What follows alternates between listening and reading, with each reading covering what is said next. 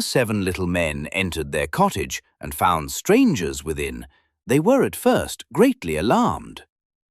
"Who has sat in my chair?" cried one. "Who has tasted my bread?" cried another. And all 7 seized their picks and lanterns and rushed about the cottage, making a fearful noise. At this, Snow White awoke suddenly from the little bed, while Mepo sprang up beside the hearth in alarm. Then the dwarves, seeing strangers within their house, became angrier still.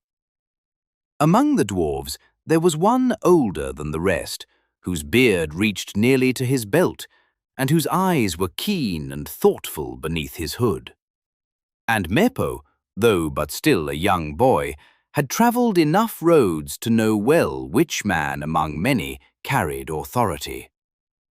So while the others muttered suspiciously, Mepo bowed politely before the old dwarf and said, "Sir, we meant no harm.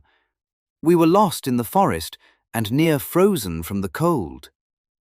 Still the dwarves frowned darkly. Then Mepo drew from his satchel a small piece of gold from the magic pouch. At sight of the gold, the dwarves fell silent at once, for there are few creatures beneath the mountains who love gold more dearly than dwarves. "We ask only shelter until the winter passes," said he. The white-bearded dwarf lifted the coin and bit it thoughtfully. At last he nodded. "You may stay," said he, "but keep the cottage tidy and the fire warm."